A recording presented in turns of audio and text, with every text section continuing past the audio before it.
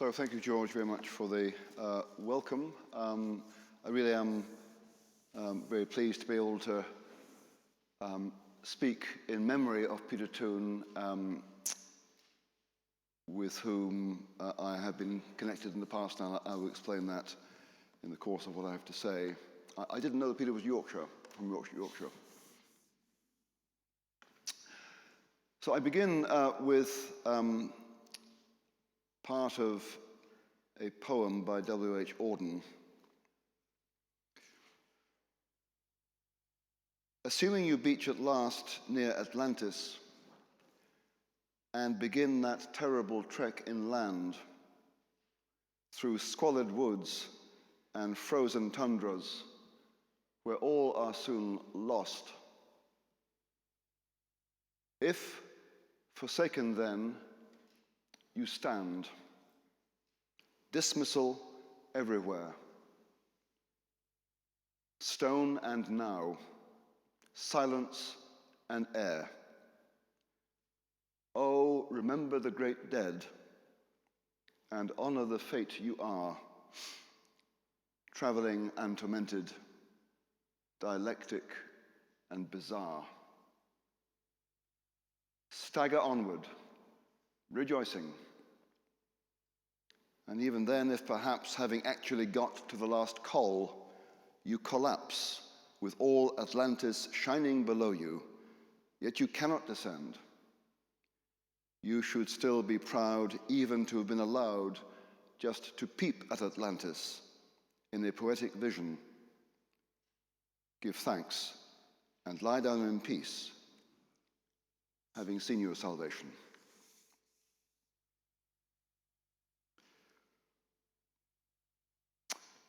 Like any ordinary sinner, I am no doubt inclined to find myself inordinately interesting.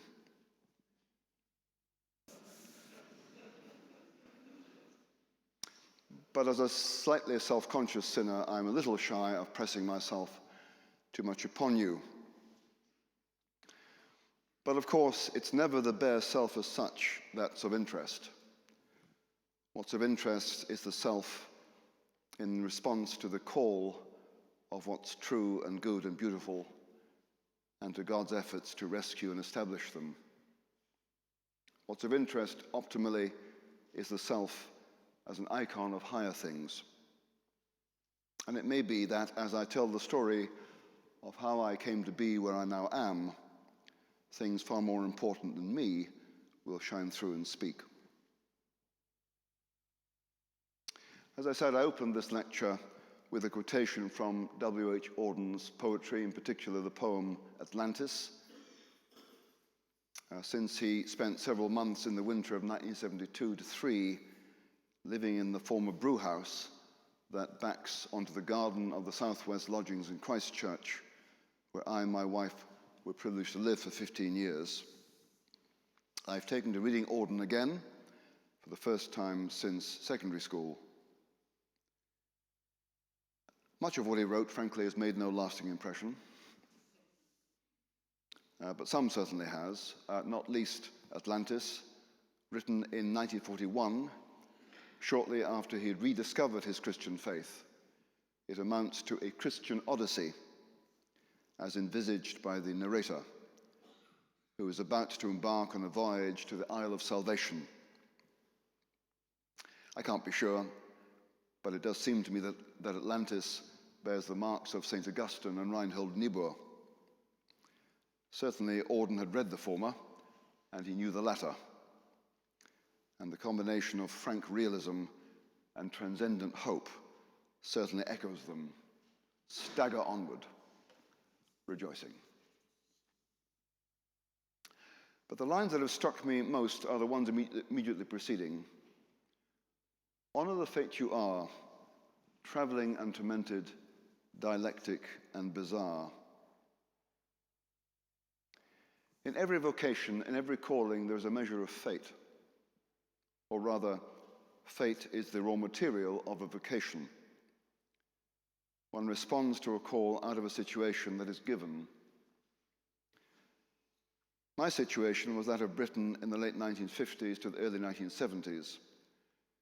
It was a situation of national humiliation.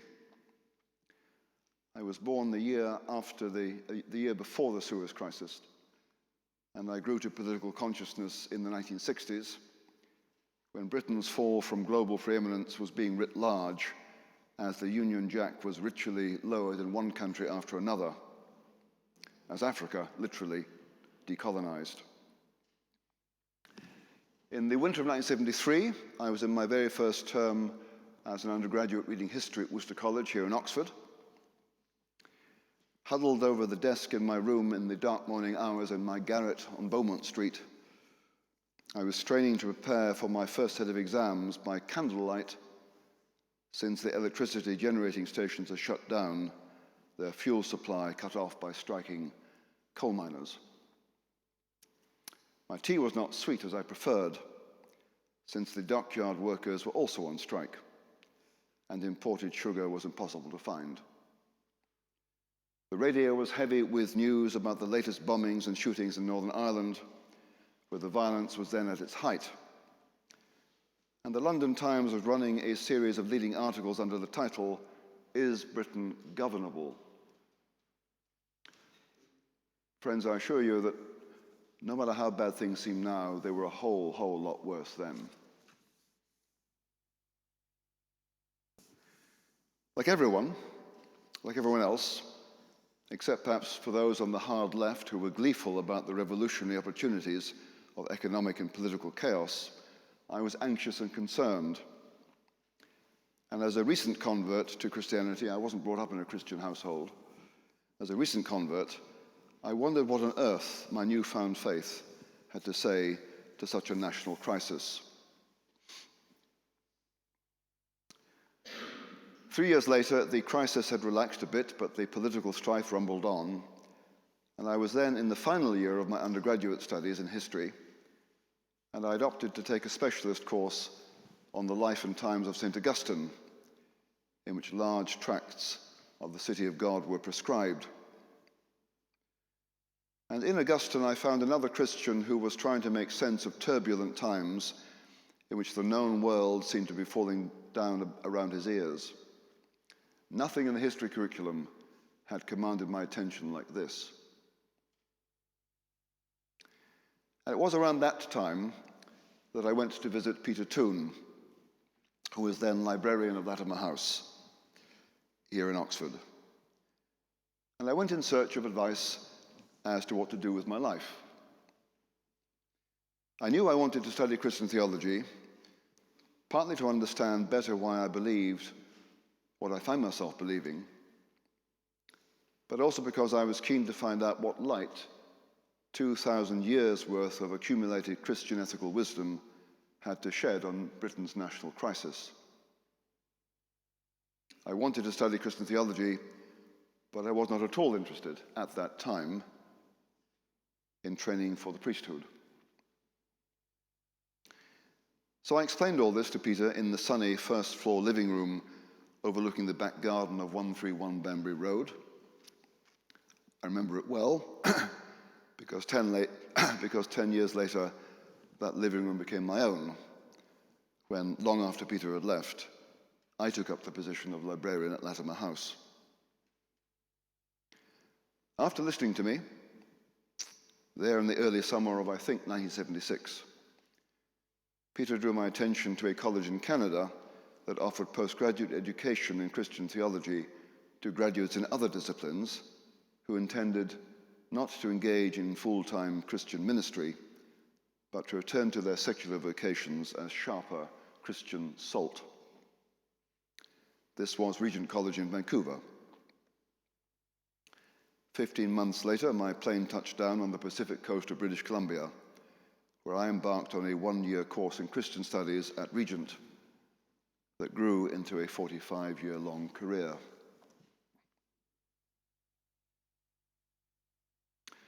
That has been my happy fate.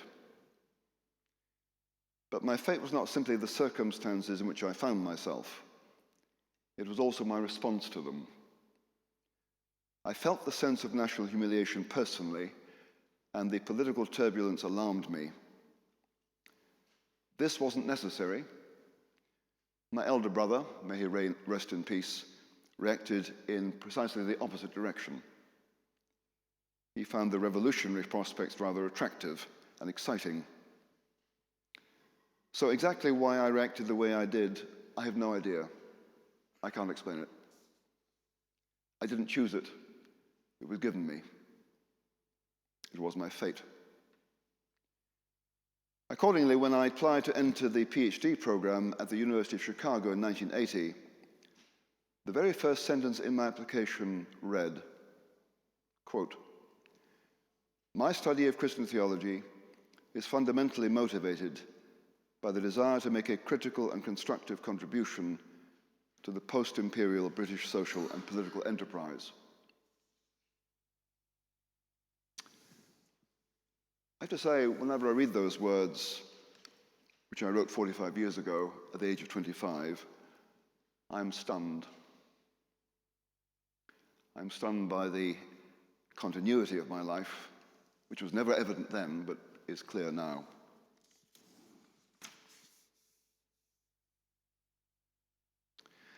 So my interest in Christian theology was never simply academic. From the very beginning, it's been driven by a persistent desire to reach the position of being able to address, with Christian integrity and practical wisdom, important issues facing this country. And I will confess the proper name of this desire: patriotism. I say confess advisedly, because throughout my life, I've been acutely aware that in the university-educated, middle-class social circles of my own British generation, patriotism has been regarded, and is still regarded, as embarrassing. I think the fact that I spent 7 years in North America, 3 in the United States, and I married an American, makes it all the clearer. Many Americans are not in the least embarrassed about declaring themselves American patriots. In my experience, most middle-class Britons, university-educated Britons, are very embarrassed.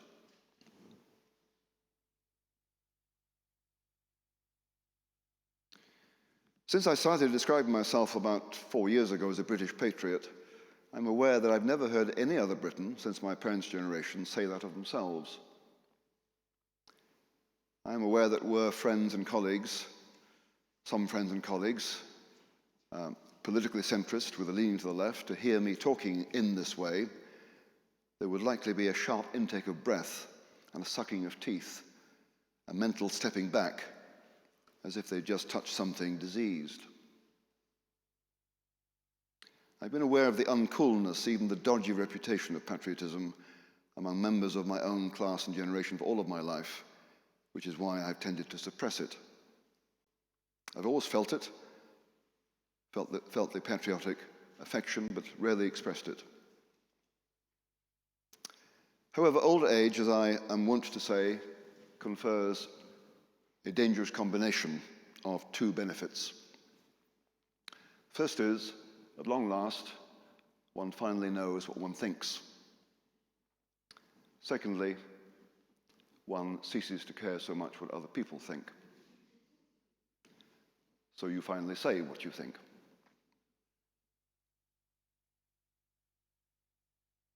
So, I confess the truth. I am a British patriot.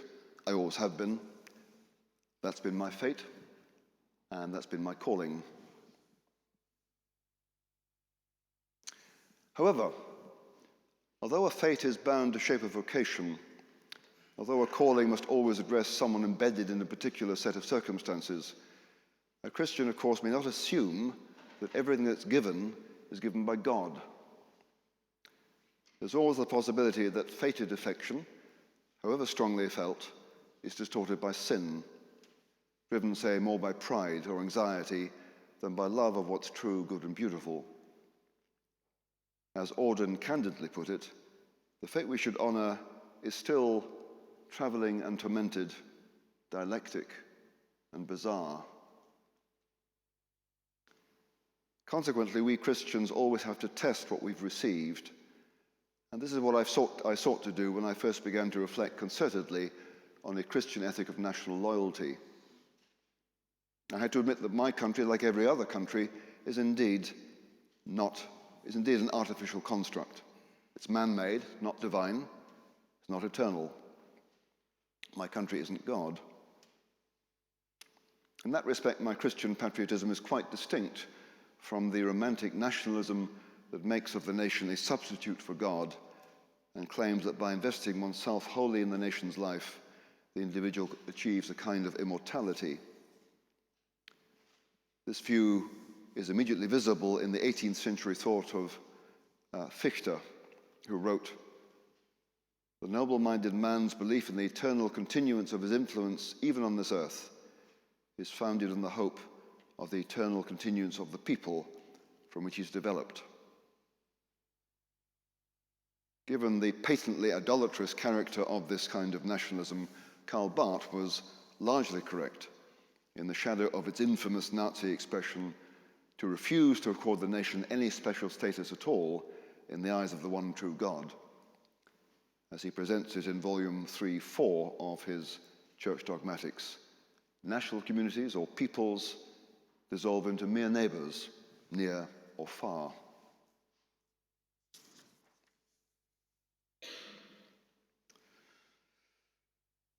Therefore, in spite of the fact that in the run-up to the referendum on Scottish independence in 2014, I, as an Anglo-Scot, born of an English mother and a Scottish father, educated both in Scotland and England, I lost several nights' sleep, worrying about the possible breakup of the UK,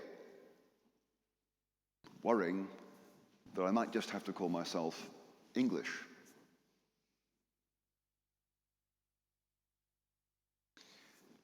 In spite of the fact that I lost several nights' sleep worrying about that, I had to admit, as a Christian, it was possible that the UK should break up, because the UK is a human construct which was invented in 1707. And it could be that its time had come to an end and that, like Czechoslovakia, it should disintegrate into its constituent parts.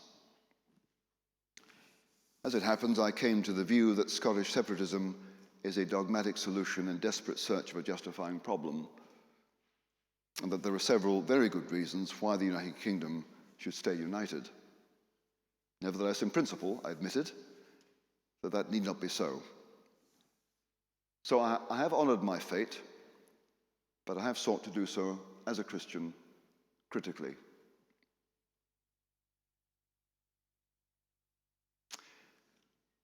However, in order to reflect critically upon patriotic affection or visceral bottom-up conviction of any kind, we have first to find moral criteria to apply.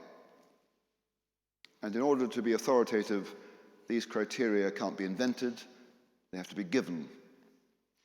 They have to exercise a certain external obligatory force, bearing downwards, as it were, upon the sinful human agent. Here, the dogma of Christian monotheism asserts what the phenomenon of human conscience intuits. And it seems to me that during the moral meltdown of the 1960s, a large part of what attracted me to Christianity was in no small measure its moral realism, the belief that there is a given, created, real order of moral ends and principles that dignifies human beings with responsibility, endows their actions with moral significance, and gives their lives the shape of a moral adventure, a moral odyssey, one might say. So it was not long before my postgraduate study of Christian theology at the University of Chicago took a decisively ethical turn, mainly in terms of Karl Barth. I had encountered Barth before at Regent College, where I'd taken a class on his Doctrine of God in Volume 2 of the Church Dogmatics, taught, as it happens, by Klaus Bockmuehl, the father of Marcus Bockmuehl of this university. My initial encounter with Barth was not a happy one. Indeed, so frustrated did I become at Barth's convoluted style that at one point I tried to rip the volume up and threw it across the room. But you've seen a volume of Barth's Dogmatics, haven't you? Quite hard to rip up.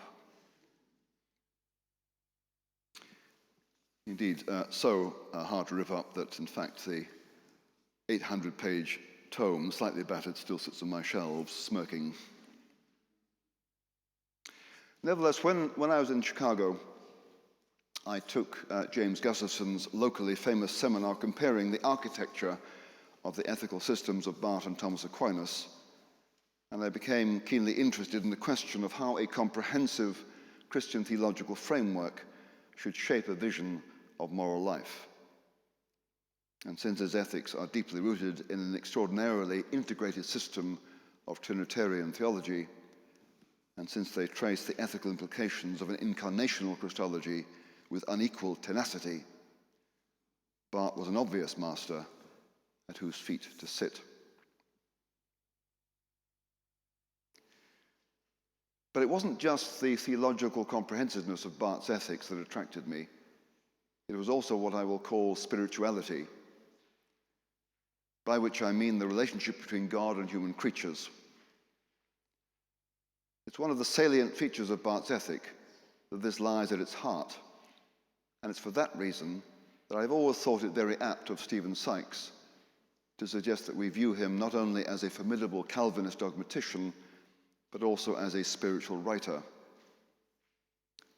As Barth has it, at the very beginning of all that we ought to do, and remaining basic to it, is prayer. The importance of this is that prayer is the basic condition of human freedom and gladness. When the human being acknowledges God, the Creator, Reconciler, and Redeemer in prayer, she is freed from the intolerable burden of coping with her finitude, but trying to shoulder the divine responsibility. She's freed from guilt over past sins, and she's freed from anxiety about the future. In prayer to the triune God, the human being is free to be a creature who has been graciously reconciled and will be sanctified at the end of history. Through prayer, she grows the virtues of humility, faith, gratitude, and hope, which enable her to flourish in the only way that a sinful creature can. Prayer is the first and the last thing we should do. It's basic to an ethic that takes God seriously as a living reality to whom human beings can and should relate in a personal way. It's also basic to an ethic that recognizes that before we turn to the business of deliberating about how we should conduct ourselves in the world, there's the prior task of contemplating what kind of beings we are in the first place, and what is the context in which we're set. Prayer embodies and confirms a theological view of the agent's self and of her location. And this feature of Barth's ethics has always seemed to me one of its greatest virtues, and it still does. It endows thinking about moral matters with an existential seriousness. The ethical task is not just and not primarily about solving practical problems out there in the world. It is first and foremost about coming to terms with a true theological and soteriological description of our own creaturely nature and sinful condition, and of our standing before a benevolent, forgiving, and saving God. It's about adopting a posture and a set of dispositions appropriate to our nature and situation, on our knees, humble, grateful, hopeful, and glad. It's about positioning the ethical problem solver before he sets about the ethical problems. So, through Barth, my Christian faith has moved me to subject the bottom-up fate of my visceral patriotism to the government of a top-down, thoroughly theological moral realism. It moved me to train my fate into becoming a vocation.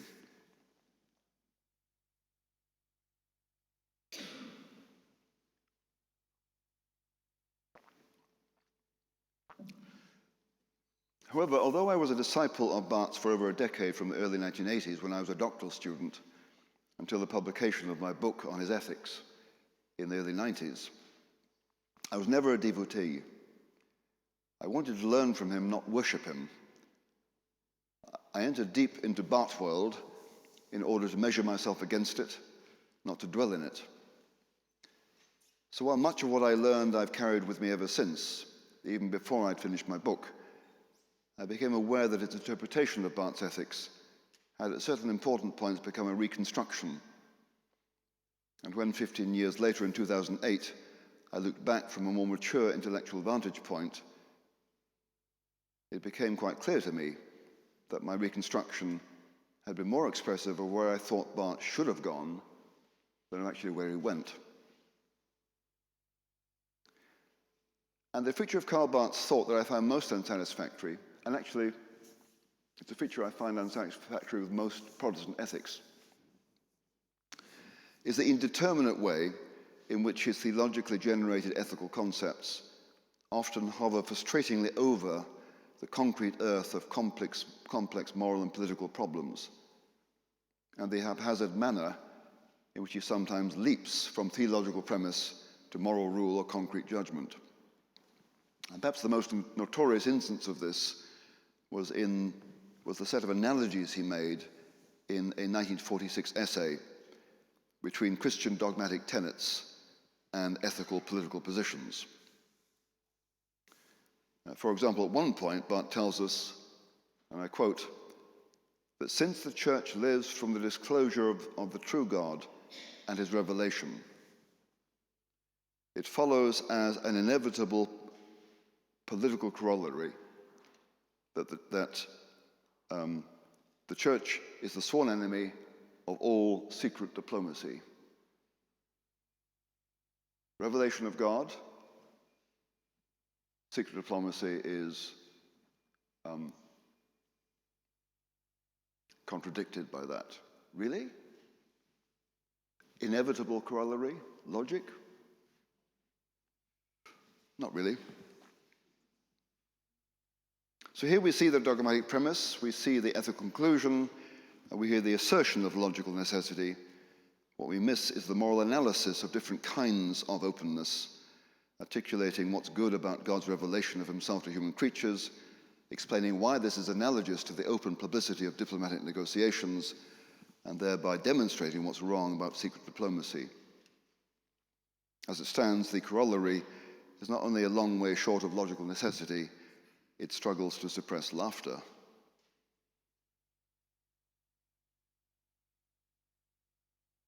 So in my work on Barth, I criticize him, alongside other Protestants, for rejecting the careful, rational, dialectical negotiation between moral rule and concrete case that goes by the name of casuistry.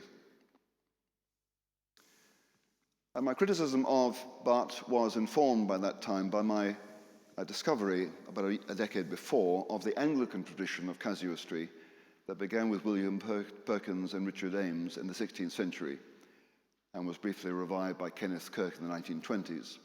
Kenneth Kirk was one of the most famous occupants of the Regius Chair of Moral and Pastoral Theology at Christ Church. So some years before I published my book on Barth, I had sought to trace the fortunes of the Anglican casuistical tradition in the very first article I published in a mainstream journal. And in that, I invoked Kirk in support of a dialectical kind of casuistry that doesn't just apply moral rules to cases in a top-down fashion, but negotiates between them in such a way that sometimes our understanding of the rules is educated by the concrete case.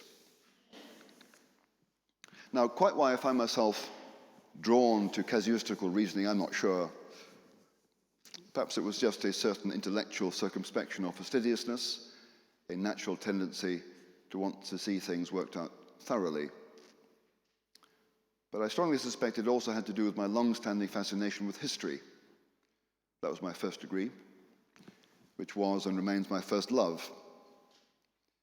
The study of history introduces us to the stories of real human beings as they struggle to navigate their way through circumstances that are often complicated, messy, and intractable. Equally more than not, they are circumstances that the human agent didn't choose for himself. I'm very fond of the quotation of Joseph Chamberlain, then Britain's colonial secretary in the year 1900, who said, "We have to lie on the bed that our predecessors made for us. We don't get to start from scratch. We're fated. And 5 years ago, those words echoed in my mind as I climbed the modest mountain in northern Italy, where my mild-mannered father, rudely plucked from the rolling hills of southwest Scotland in his early 30s, had found himself playing stretcher-bearer in the bitter winter of 1944.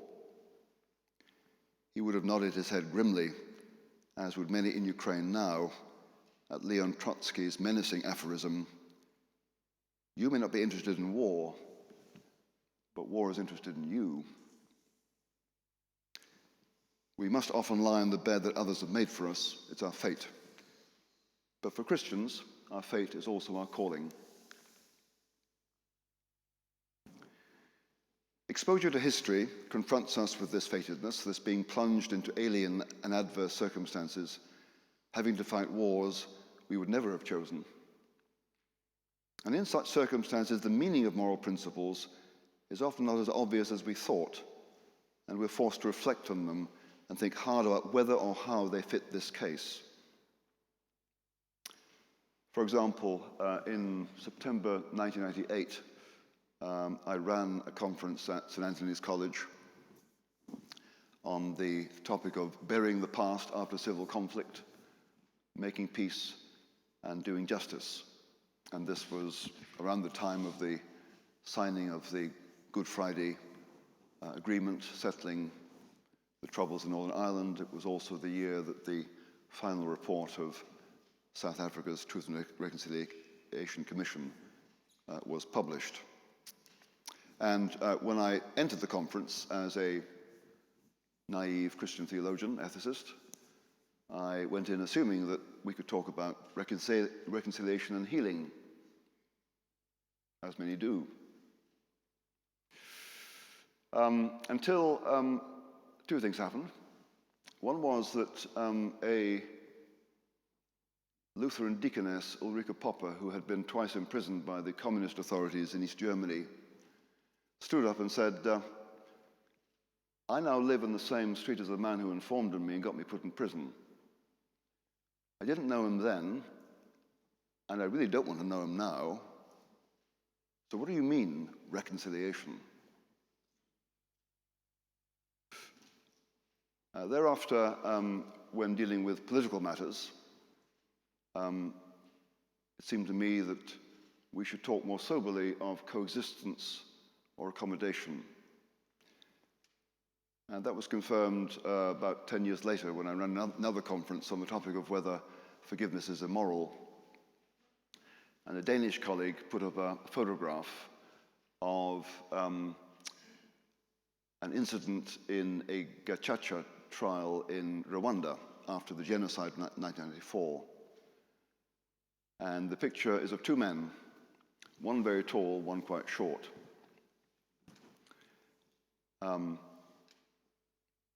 One had murdered the other man's family.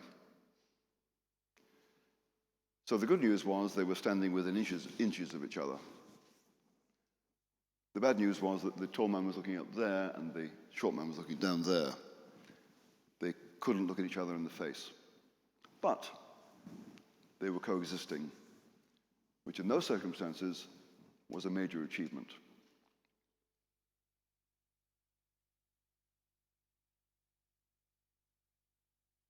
So I learned from that. By bringing my Christian moral principles into that arena, I learned from those with practical experience that when talking about political conflict, what makes sense to talk about in intimate terms needs education and sobering up.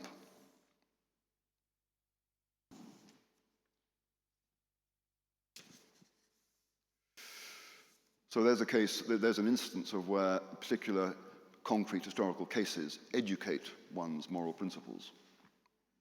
It's not simply a top-down process, one-way process, it's both, it's dialectical. So my casuistical bent has been generated partly by intellectual fastidiousness and partly by an historical awareness of the moral force of circumstance. But a third motive has been a respect for non-academics and a pastoral concern for them.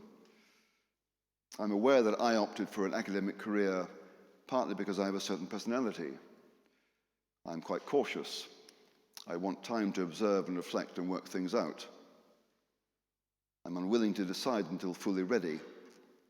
I'm careful to cover and protect every angle. I'm averse to risk.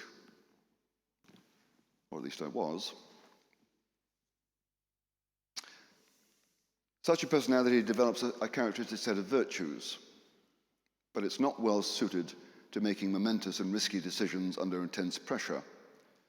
So I have a great deal of respect, therefore, for other people no less intelligent than I, who have chosen, or been fated to choose, careers and roles that are heavy with frontline responsibility and light with the leisure to reflect. I sympathize very greatly with those whom Reinhold Niebuhr nicely called the burden bearers of the world. So when in his critique of my 2013 book, In Defense of War, the scholar of international relations Cian O'Driscoll wrote that just war theorists like me are inevitably part of the war machine that we're trying to constrain, and that we therefore stand in danger of coming so close to the flame of power that we get burnt by it, I protested. I understand what he means. Institutions do acquire momentum of their own, sometimes perverse, that's hard to stop. And well-meaning individuals need to take care lest they get carried away. But it did strike me that where Cian saw a machine, I saw faces. The faces of friends of mine in public office. Friends who are, I think, more morally reflective and sensitive than the average citizen. Humbler, less sanctimonious, and who have shouldered responsibilities and taken risks that academics like me have chosen careers to avoid. It's widely recognized among academics that remoteness from the exercise of executive power yields the important advantage of critical distance. What's less recognized is that it also occasions a grave temptation. A temptation to relish too much the self-flattering role of righteous prophet, to indulge in wishful thinking, to daydream among the what-ifs, and never to grasp the necessary nettle.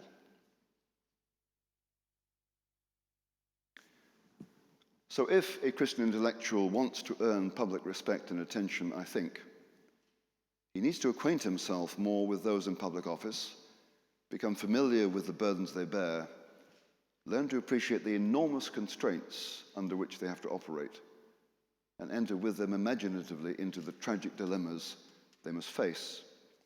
Then, having taken the trouble to exercise their love, first in playing fellow traveler and pastor, the Christian intellectual will have earned the right to play prophet. And I believe that Augustine would have approved. During that life-changing undergraduate course I took about his life and times 47 years ago, I wrote an essay on Donatism, which I still have. In it, I quoted a passage from a letter of Augustine to Paulinus of Nola, which so deeply impressed me that I've kept the essay to this day. The passage I referred to is this. On the subject of punishing or refraining from punishment, what am I to say? Writes Augustine. It is our desire that when we decide whether or not to punish people, in either case, it should contribute wholly to their security. These are indeed deep and obscure matters. What limit ought to be set to punishment with regard to both the nature and extent of guilt, and also the strength of spirit the wrongdoers possess? What ought each one to suffer? What do we do when, as often happens, punishing someone will lead to his destruction, but leaving him unpunished will lead to someone else being destroyed? What trembling, what darkness! Trembling and fear have come upon me, and darkness has covered me. And I said, who will give me wings like a dove? Then I will fly away and be at rest. Quoting Psalm 55.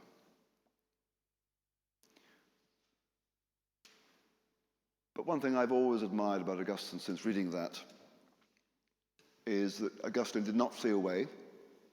He didn't run away. He stayed. He continued to shoulder the responsibilities of bishop, which, as the Roman Empire crumbled around him, were increasingly those also of government. He kept up pastoral responsibility with military tribunes like Boniface and Marcellinus, whose Christian consciences were troubled by what they had to do. With them, he lamented the tragic dilemmas of political life, but he did not flinch from facing them. He staggered onward, rejoicing. And note, none of this prevented Augustine from developing the prophetic critique of the Roman Empire that became the city of God. He stands therefore as a shining example of one who took the risk of coming close to the flame of power and yet was not consumed by it, of one who risked playing pastor and yet could still play prophet. So, the spirit of truth, the call to intellectual public service.